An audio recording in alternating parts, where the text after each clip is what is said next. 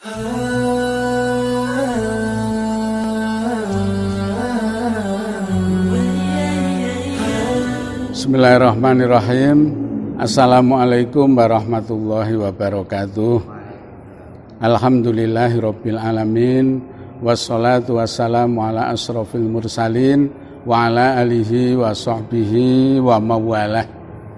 Qala Allah ta'ala fi kitabihil karim. A'udzu billahi minasyaitonir rajim. Bismillahirrahmanirrahim.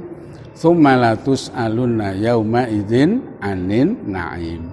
Shadaqallahul adzim. Allahumma arhamna bil Qur'an. Bismillahilladzi la yadurru ma'asmihi syai'un fil ardi wala fis sama' wa huwas samiul alim. Amma ba'du, ma'asyiral muslimin rahimakumullah. Bapak Ibu yang berbahagia, tidak terasa puasa kita akan rampung. Sebetulnya kita diberi pepeling oleh Allah. Lah iya toh, sesasi kok ngerti-ngerti wis arep entek. Ini kan sebetulnya pepeling. Tentang apa? Tentang tabiat waktu. Bahwa waktu yang diberikan Allah kepada kita ini mempunyai tabiat nggih. Sing nomor 1, cepat berlalu. Ngerti-ngerti entek. Tanya aja kepada Bapak Ibu yang sudah berumah tangga, putrane pirang-pirang, putrine pirang-pirang. Nanti kan terasa sekali. Lah iya toh. 5 tahun kepengker anak-anak isik kumpul, sekarang sudah tidak ada. Sekarang sudah mentas sendiri-sendiri. Sekarang sudah punya anak sendiri-sendiri. Terasa sekali, cepat berlalu. Nanti panjenengan pirsani KTP. Loh, ngerti-ngerti umurku wis suwidak. Padahal suwidak itu suwe-suwe dadi lemah terus tidak ya. Kemudian yang kedua, yang sudah lewat tidak akan kembali lagi. Yang sudah lewat tidak akan kembali lagi. Makanya Allah mengisyaratkan besok banyak orang yang kecewa. Di antara yang diminta apa? Ya Allah, berikanlah aku kesempatan hidup meskipun hanya sebentar. Aku akan beramal soleh, aku akan menjadi hamba-Mu yang paling baik. Tetapi penyesalannya tidak ada gunanya. Kalau kepengen menyesal sekarang, kalau besok sudah tidak ada gunanya. Meskipun mereka menyesal baik, tapi momentumnya yang tidak tepat. Kemudian yang ketiga, besok pagi belum tentu bagian dari kehidupan kita. Sudah merencanakan matang-matang, sudah mempersiapkan dengan bagus, secara lahiriah 100% pasti sukses. Tapi Allah punya kehendak yang lain, maka besok pagi belum tentu bagian daripada kehidupan kita. Wa ma tadri nafsun madza taksibu ghadan wa ma tadri nafsun bi ayyi ardin tamut. Sudah merencanakan mau piknik, semuanya sudah disiapkan, pagi harinya sudah senang-senang, hujan deras sampai banjir. Padahal banyune ya ora dhuwur janjane, ming sak polok dinosaurus nggih. Masyaallah. Akhirnya apa? Gagal rencananya. Itu satu indikasi bahwa ini pepeling bagi kita semuanya. Waktu itu cepat berlalu, yang sudah lewat tidak akan kembali, dan besok pagi belum tentu bagian daripada kita. Maka manfaatkan secara optimal. Amin. Bapak Ibu yang berbahagia, ma'asyiral muslimin rahimakumullah.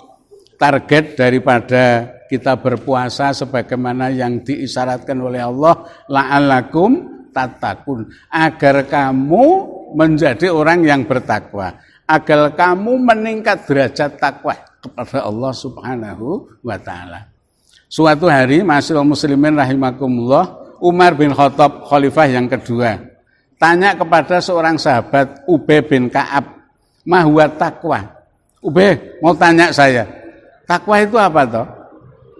Yang mengherankan, Ubay bin Ka'ab ini malah balik bertanya, amasalak tatori konda syaukin? Wahai Umar, apakah engkau pernah berjalan di sebuah jalan yang penuh dengan duri?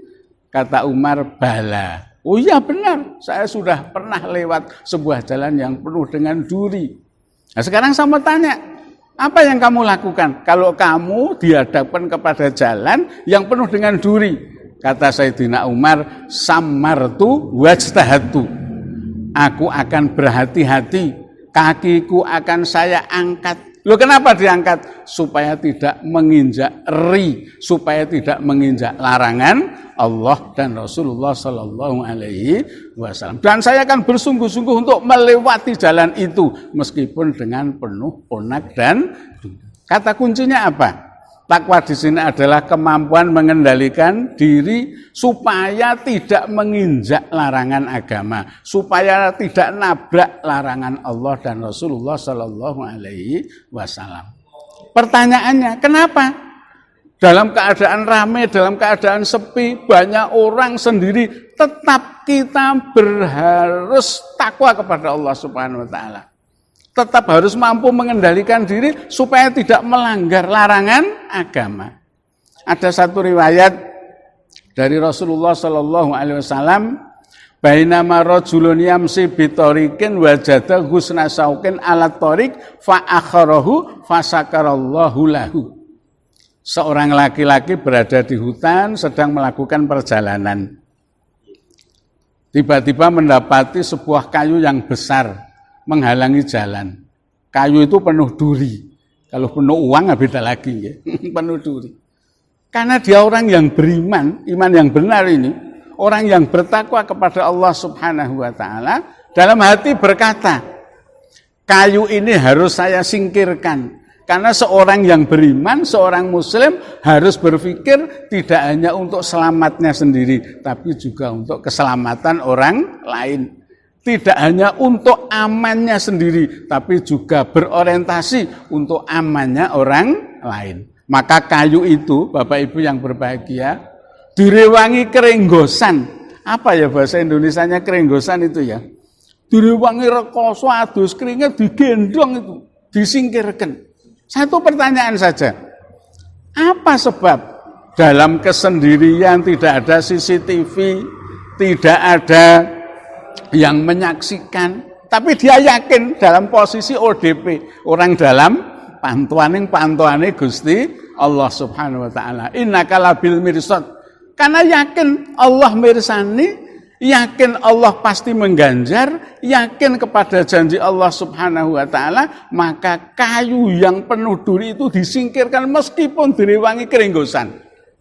Elok ini sendiri semangat, akeh wong ya tetap semangat, dilokke apa wae tetap semangat.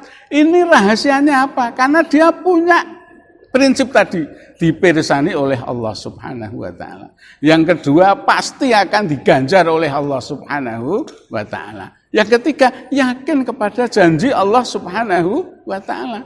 Makanya di dalam surat Al-Lail panjenengan sudah hafal semuanya. Fa amman man a'ta wa taqa wa saddaqa bil husna fasanu yassiruhu lil yusra.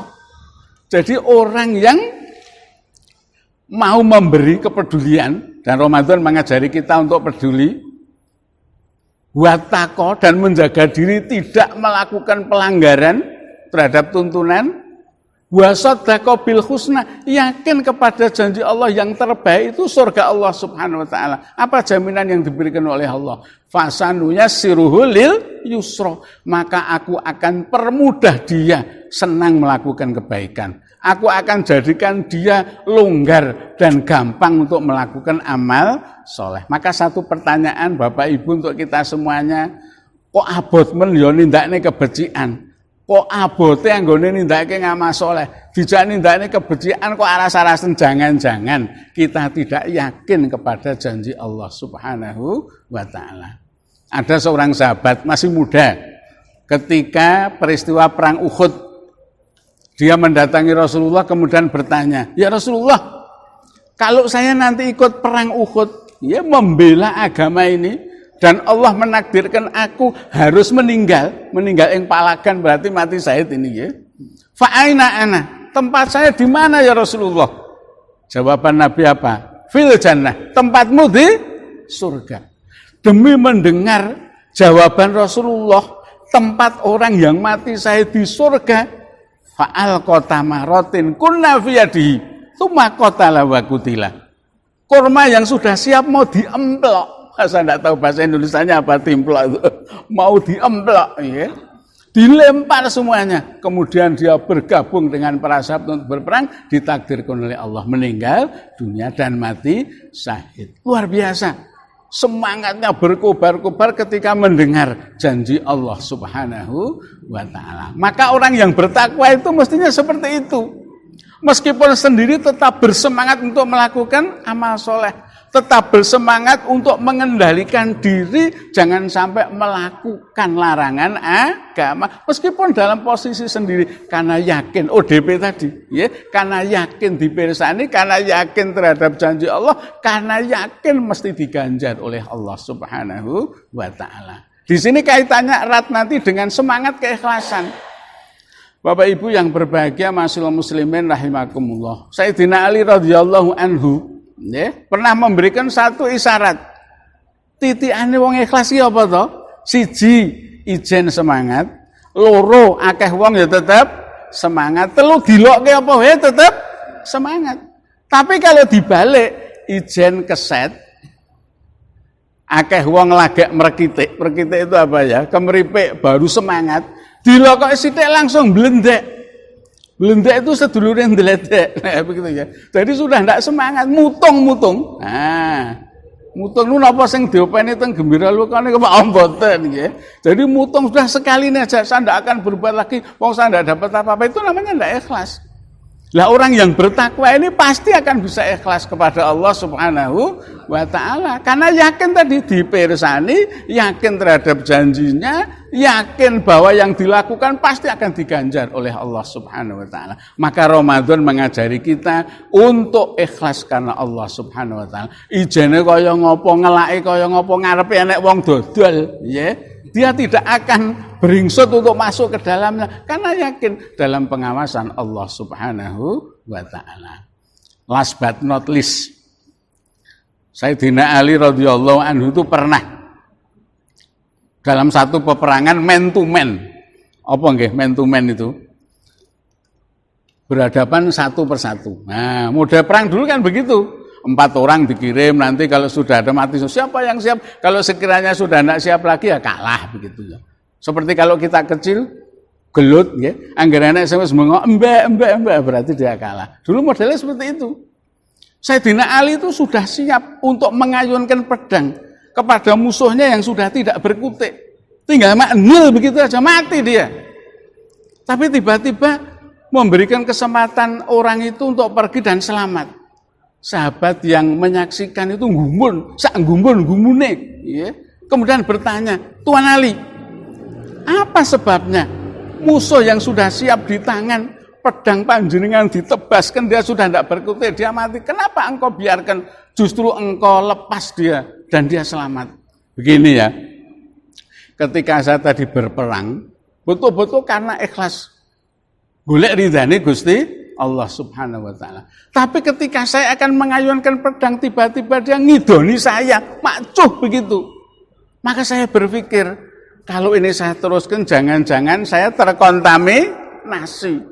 Niat saya yang tulus untuk berperang karena Allah bisa berubah karena balas dendam, karena sakit hati, maka saya urungkan. Subhanallah, begitulah para sahabat njogo hati supaya ikhlas krana Gusti Allah Subhanahu wa ta'ala. Maka orang yang bertakwa akan melahirkan orang-orang yang ikhlas. Orang yang ikhlas akan bersemangat melakukan kebaikan meskipun hanya sendiri. Loh, Bapak Ibu tani kita dulu luar biasa loh dalam perjuangan. Panjenengan masih ingat toh? Di zaman berjuang njur kelingan anak lanang biyen ate janji njur saiki macam-macam ya awan tak cadongi sego jagung yen udan tak sili caping. Itu perjuangan para petani kita dulu. Ngopeni tentara yang mampir ke desa, ngopeni sedulur desa sing ngungsi neng sedulur kutha neng desa. Mereka cuma punya prinsip lemah teles lemah garing, Gusti Allah yang bales, Gusti Allah yang paling. Subhanallah, keikhlasan semuanya dilakukan sehingga tetap tumbuh semangat dalam melakukan kebaikan dalam keadaan apapun juga. Mudah-mudahan takwa sebagai sasaran daripada puasa ini kita miliki dan kita jabarkan dalam kehidupan sehari-hari sehingga tetap bersemangat melakukan amal soleh di semua dimensi kehidupan. Mudah-mudahan bermanfaat. Selamat Hari Raya Idul Fitri, taqabbalallahu minna wa minkum. Mudah-mudahan semua yang kita lakukan diijabahi oleh Allah Subhanahu wa taala. Memolo pageblok enggal kalis dan kita dibebaskan dan kita normal kembali. Amin. Allahumma amin. Allahumma inna na'udzubika minal barasi wa na'udzubika minal jununi wa na'udzubika minal judami wa na'udzubika min sayyil asqam. Allahumma adfa'anal bala wal waba wal ghala min baladina hadza khassah wa min buldanil muslimina ammah. Allahumma asfi mardona wa mardal muslimin. Allahumma ahfadil muslimina minal waba. Allahumma ahfadil muslimina minal wafa bi rahmatika ya arhamar rahimin. Wa sallallahu alal mursalin walhamdulillahi rabbil alamin. Assalamualaikum warahmatullahi wabarakatuh.